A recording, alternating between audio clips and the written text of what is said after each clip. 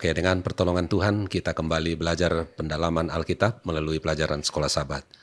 Dengan ini kami juga tetap berterima kasih atas kesediaan dua hamba Tuhan, Pendeta Franklin Satori. Halo Pendeta. Salam pendeta, salam pemirsa di rumah. Yang kedua Pendeta Susilo Mundiharto. Salam Pendeta. Salam pendeta, salam para pemirsa. Oke, kami bertiga senantiasa senang sekali boleh melakukan pelayanan ini dan semoga pelajaran-pelajaran yang kami sampaikan boleh bermanfaat dan menjadi berkat bagi kita semuanya.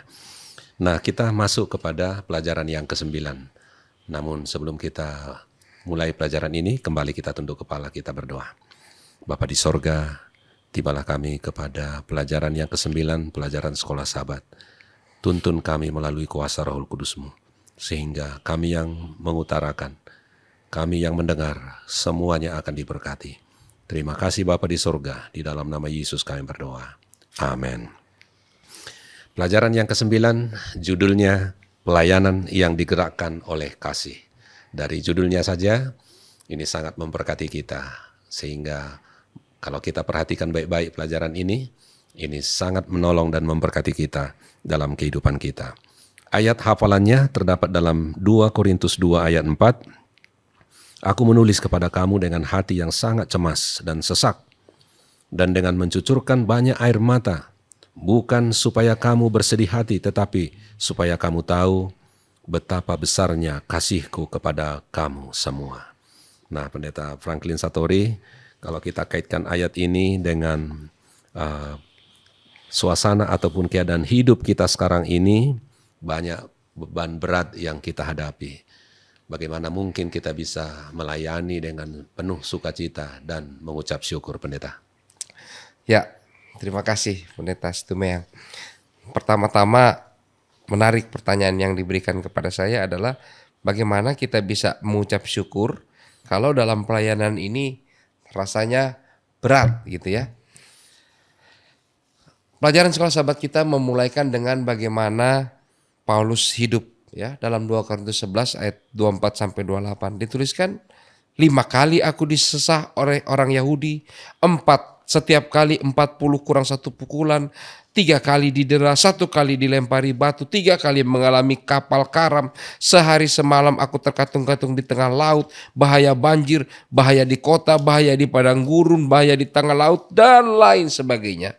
Kerap kali aku bukan kurang tidur lagi, Paulus katakan tidak tidur. Ya, aku lapar dan kerap kali berpuasa, kedinginan, tanpa pakaian. Tapi yang paling menarik bagi saya adalah kalimat terakhir Paulus. Kenapa ia bisa melakukan semuanya ini? Dia tuliskan, untuk memelihara semua jemaat-jemaat. Jadi, kalau yang ditanyakan tadi adalah, bagaimana sih dalam pelayanan ini, walaupun susah seperti Paulus ya, Paulus sangat susah. Saya rasa pelayanan saya hari ini tidak ada bandingnya dengan Paulus ya. Tetapi Paulus luar biasa. Kenapa dia masih bisa bersyukur? Maka pertama, karena dia memiliki visi yang jelas. Visinya adalah untuk melayani jemaat. Visinya bukan untuk mencari kepentingan pribadi. Sehingga walaupun ia menderita, ia disesah, ia lapar, ia tahu tujuannya, aku ini mau memelihara jemaat. Visinya jelas, misinya jelas. Yang kedua, hanya 2. Ia dikuatkan ataupun ia menguatkan karena ia sudah lebih dulu mengalami kesulitan-kesulitan dalam pelayanan, tetapi Tuhan tetap menguatkan. Saya ambil aplikasi hari ini. Saya tidak tahu ini Pendeta Situmeyang dan Pendeta Susilo ini adalah senior-senior saya sebenarnya. Tapi secara sadar ataupun tidak sadar, kehidupan Pendeta Situmeyang dan Pendeta Susilo ini, kalau mereka berkhotbah ataupun memberikan kesaksian, itu menguatkan saya yang jauh lebih muda dari kedua hamba Tuhan ini. Ya. Karena mereka sudah mengalami duluan, mereka sudah merasakan apa arti pelayanan, dan itu diceritakan kepada kami yang lebih muda, itu menguatkan saya ketika dalam pelayanan. Jadi, apa yang menghibur kita dalam pelayanan ini? Yang pertama, Tuhan sendiri yang menghibur. Kenapa? Karena visi kita jelas, misi kita jelas untuk melayani. Tuhanlah yang akan menghiburkan. Yang kedua, siapa yang menghiburkan? Orang-orang yang sevisi dengan kita. Saya sebutkan tadi, saya dihiburkan oleh senior-senior saya. Saya juga dihiburkan oleh istri saya. Capek, susah dalam pelayan, tapi pulang istri tetap senyum. Anak-anak tetap membuat bahagia. Sehingga pelayanan ini akan menjadi sukacita kalau kita satu visi. Dan Tuhan akan pasti menguatkan kita semua. Oke, jadi ada alasan kita untuk bersyukur dan berterima kasih, mengucap syukur ya. Jadi Bapak Ibu, kita sangat dikuatkan dengan pelajaran ini. Terima kasih Pendeta. Pendeta Susilo, ada banyak ragam perilaku-perilaku di dalam kehidupan ini, termasuk di jemaat. Ya, terkadang kita bingung perilaku-perilaku yang tidak jelas di dalam jemaat sendiri. Kira-kira perilaku seperti apa sebenarnya yang boleh kita lakukan, terapkan dalam kehidupan kita, Pendeta? Kadang-kadang pada waktu kita melihat yaitu perilaku seperti itu, hati kita kan dilemahkan ya. Jadi kita harus menyadari bahwa sampai musim menuai, yaitu sampai Tuhan datang, gandum dan lalang tumbuh bersama dalam satu ladang.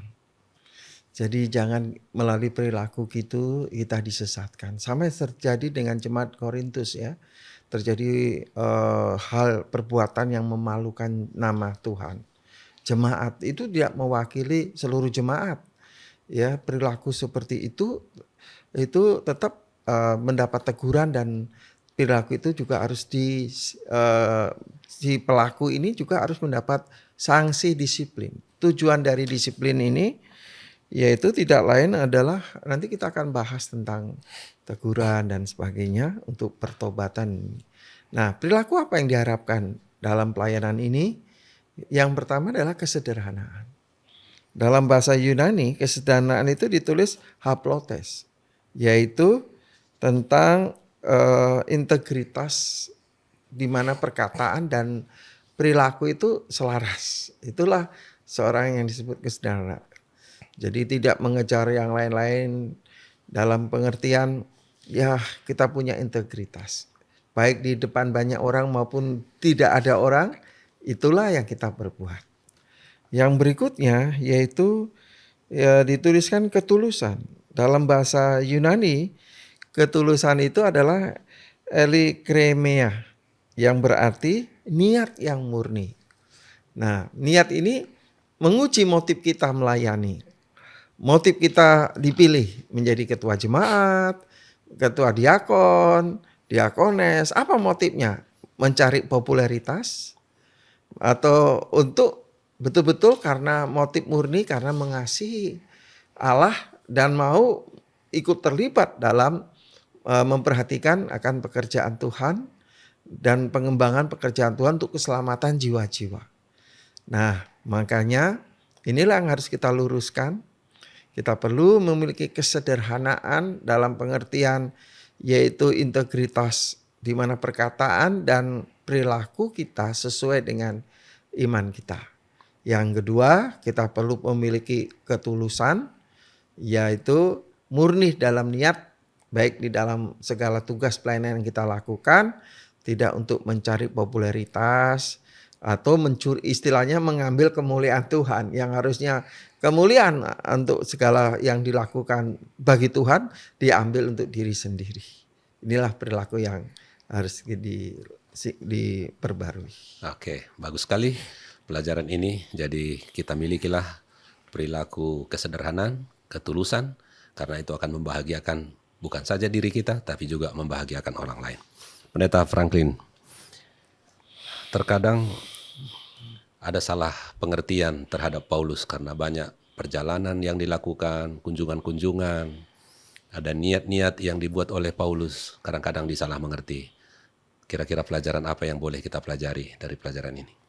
Ya, seperti pelajaran sekolah sahabat kita menyebutkan, perubahan itinerary perjalanan Paulus itu menjadi satu masalah ya dilihat. Contoh, dia mau pergi ke Makedonia dari Korintus, akhirnya dia harus rubah rencana perjalanannya dari Efesus ke Korintus, Makedonia, ke Korintus ya. Jadi mungkin ya saya coba menerjemahkan dengan bahasa yang lebih mudah untuk para pemirsa di rumah. Jadi loh katanya mau ke sini, ke Makedonia. Katanya mau ke Korintus, kok nggak jadi? Ada apa dengan Paulus ini ya? Katanya dia mau ke sini, mau ke situ. Tapi yang Paulus coba katakan kepada jemaat di saat itu dengan surat-suratnya dan dengan juga mengutus ya, beberapa orang seperti Titus ya, dia utus karena dia tidak bisa datang karena satu dan lain hal. Dia ingin mau katakan bahwa kasihnya tetap sama. Dan ia akan katakan ya untuk semuanya, untuk pelayanan. Walaupun ada beberapa hal yang ia perlu lakukan, jangan sampai kehadiran dia malah merusak suasana. Jadi ia coba mengalihkan itinerary ataupun perjalanannya dia. Apa pelajaran untuk kita hari ini, Bapak Ibu yang kekasih dalam Tuhan? Kadang-kadang dalam pelayanan ini kita sudah tulus, kita sudah mau bikin yang baik, tetapi tidak sedikit orang yang menyalahartikan kebaikan dan ketulusan kita dalam pelayanan. Maka apa yang harus kita layani? Bagi saya pribadi, biarlah Tuhan yang menjadi hakimku. Saya melayani lebih kurang dari tahun 2007 sampai hari ini ya. Secara administrasi pelayanan saya dari tahun 2007 sampai hari ini 20 tahun ya. Pendeta Susilo sudah berapa tahun? Ya mendekati 30. Pendeta Situbeng lebih lama lagi mungkin 32. ya. 32 tahun. Saya percaya kita pendeta-pendeta pun, saya pernah sampai, ya panjang cerita, kalau sedih panjang saya cerita tidak enak karena ini di YouTube ya live. Tetapi yang saya lakukan adalah tetap setia, tetap berdoa.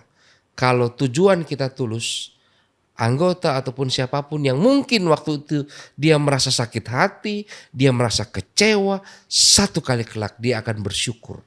Oh rupanya ini maksud pelayanan Bapak A, Bapak B, Ibu A, Ibu B, Ibu C. Yang penting tulus karena Tuhan pasti akan mengadili dengan baik. Terima kasih pendeta. Bagus pendeta, terima kasih banyak.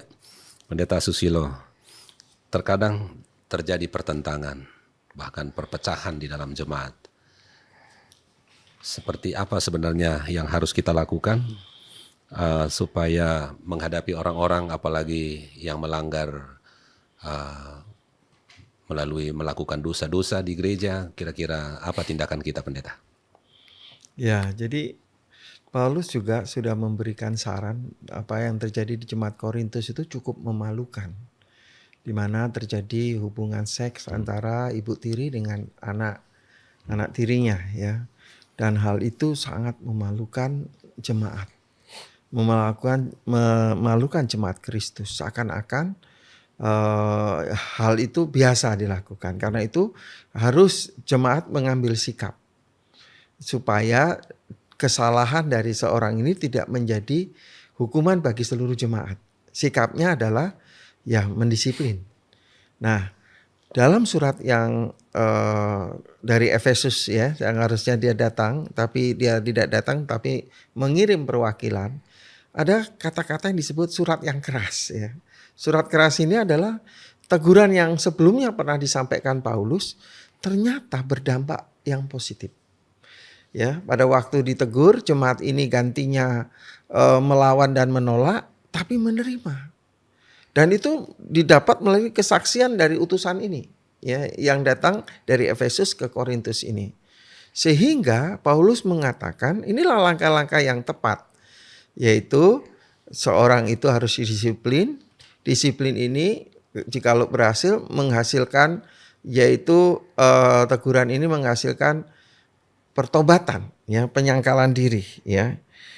Pertama ini akan menyedihkan karena perbuatan teguran ini akan membuat seorang itu terpisahkan, tapi disiplin dalam pengertian bukan berarti ditinggalkan. Ya, dirangkul kembali, diingatkan akibat dosanya mempermalukan jemaat dia harus dipisahkan dari kumpulan jemaat. Dan menyedihkan mereka berduka cita akibat hal itu sehingga duka cita ini yang menghasilkan pertobatan. Pertobatan ini membawa kepada perilaku yang baru.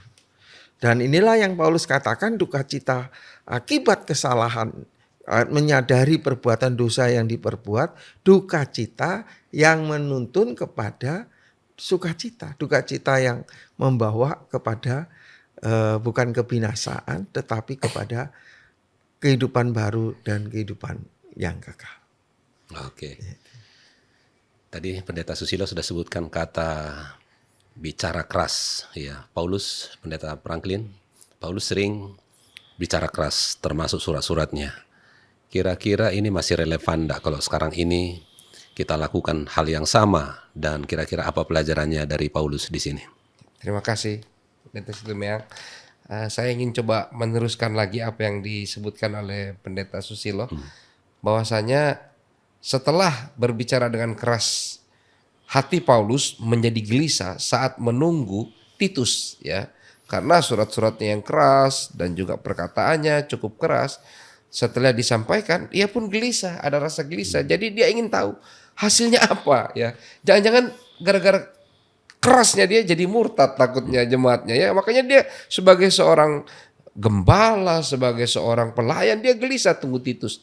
Tapi puji Tuhan waktu Titus datang, kita dapati bahwa hasil yang ia dapatkan itu menyenangkan, ya.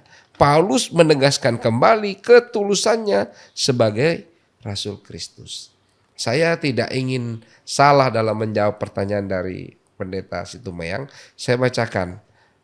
Dituliskan begini. Rasul Paulus merasa perlu untuk menegur kesalahan di dalam jemaat. Tetapi ini kita harus garis bawahi. Ia tidak kehilangan kendali diri dalam menegur kesalahan. Ia dengan cemas menjelaskan alasan tindakannya. Betapa hati-hatinya ia bekerja agar meninggalkan kesan bahwa ia adalah sahabat bagi yang bersalah. Ya. Saya percaya sampai hari ini pun saudara-saudara, kalau kita ditegur itu masih relevan. Tetapi tetap kita harus bijaksana di dalam menegur seseorang. Tidak berarti hanya pendeta yang bisa menegur, bahkan kami pun pendeta perlu dinasihati, perlu ditegur. Makanya ada struktur organisasinya, ada direktur kependetaan yang memang berfungsi untuk menasihati pendeta-pendeta. Ada ketua conference dan seterusnya. Itulah fungsinya untuk kita dinasihati, kita ditegur. Itulah sebabnya ketika kita menegur, kita perlu hati-hati. Dan yang kedua, jangan sampai saya lupa. Kenapa? Karena Paulus bekerja dengan tulus. Dia tidak memperdagangkan Injil. Ya, ini cukup jelas di sekolah sahabat kita katakan. Dia tidak memperdagangkan Injil. Sehingga ketika ada orang yang bersalah, ada orang yang tidak benar, ia tetap menegur, menasihati, mungkin dengan keras, tetapi tetap sebagai sahabat. Apakah bisa diaplikasikan hari ini? Tentu, saya rasa kalau kita bekerja melayani dengan tulus, teguran itu sebenarnya adalah karena kita menganggap dia sahabat. Kita menganggap dia teman, keluarga, supaya bisa selamat. Makanya kita saling menasihati. Terima kasih Pendeta. Luar biasa Pendeta. Dengan kata lain bahwa kita menegur orang karena didasarkan atau digerakkan oleh kasih yang di dalam Kristus. Demikian juga kita yang ditegur, biarlah kita respon dengan kasih juga karena digerakkan oleh kasih. Hasilnya akan luar biasa. Kita tiba kepada penghujung diskusi. Ada closing statement dari Pendeta Susilo, silakan. Ya, baik. Bapak Ibu sekalian, di pelayanan jemaat mungkin terjadi kesalahpahaman satu dengan yang lain. Atau mungkin ada perilaku yang membuat nama jemaat dicemarkan. Langkah-langkah yang dilakukan Paulus kepada jemaat Korintus adalah contoh yang baik. Kita bukan membenci orangnya, tetapi membenci dosanya. Jangan singkirkan mereka, jangan bully dan asingkan orang yang berdosa. Bencilah dosanya, tapi sayangi pelakunya. Selamatkan dia melalui perhatian dan kasih sayang, pelawatan, dan melalui bimbingan dan doa. Orang itu diharapkan sedih atas perilakunya yang buruk yang telah mencemarkan Kristus dan jemaat dan kembali hidup baru. Inilah tujuan daripada disiplin itu. Bukan untuk membuat kita terpisah hubungan selamanya, tetapi membuat kita lebih memberi perhatian lebih lagi setelah dia didisiplin, bahwa dia dianggap seperti orang baru dan perlakukan dia seperti orang yang baru mau bertobat. Dijemput, diantar, didoakan, dilayani supaya dia kembali lahir kembali sebagai manusia baru. Oke, terima kasih Pendeta. Pendeta Franklin, closing statement sekaligus mungkin doa tutup nanti, mendoakan kita semua. Baik, saudara-saudara, anggota-anggota jemaat dan kita semua yang mendengarkan pelajaran Sekolah Sabat ini. Sekolah Sabat kita mengatakan seringkali orang-orang yang membawa pekabaran yang sukacita, yang gembira adalah sebenarnya juga orang-orang yang memiliki beban, memiliki pergumulan. Dan kita harus menghargai orang-orang yang seperti itu. Ia tetap tersenyum, tetap gembira, walaupun ia sendiri berduka. Kita perlu menghormati orang-orang yang telah mendedikasikan hidupnya untuk pelayanan. Saya tidak katakan saya tidak katakan pendeta A, B, dan C, tapi anggota-anggota kita semua bisa merasakan, mengetahui orang-orang yang dengan tulus hati sudah memimpin, melayani, menasihati, menegur, dan membawa kita untuk datang kepada Yesus. Hormatilah mereka. Kita tunduk kepala dan satu dalam doa. Tuhan Allah kami yang bertahta dalam kerajaan surga, mampukan kami semua sebagai pelayan-pelayan Kristus untuk bekerja dengan tulus, untuk bekerja dengan jujur, sehingga Tuhanlah yang menjadi hakim kami. Berkati juga seluruh pemirsa di rumah. Biarlah rangkuman pelajaran Sekolah Sabat ini menjadi berkat bagi kami. Dan juga ya Tuhan boleh menyenangkan hati kami, menggembirakan hati kami. Ketika kami ditegur, dinasihati, maka kami akan menerima dengan sukacita. Dan ketika kami yang akan menyampaikan teguran, berikan kami kebijaksanaan, kehati-hatian, supaya kami dapat melawat, menilik seluruh pelayanan ini sesuai dengan kehendak Tuhan. Terima kasih Bapa. Kami serahkan doa ini seraya memohonkan berkat untuk seluruh para pemirsa di rumah. Di dalam nama Yesus kami sudah berdoa dan mengucapkan syukur. Amin. Amin. Kami sangat mengapresiasi semua pemirsa yang melihat YouTube ini dan merenungkannya. Dan bila mana ada pertanyaan-pertanyaan yang mau ditanyakan, silahkan ditulis di kolom chat YouTube. Dan kalau ada yang mau dilayani dalam doa, kami bersedia untuk mendoakannya. Terima kasih. Tuhan Yesus memberkati kita semua. Salam. Terima kasih Pendeta. Terima kasih.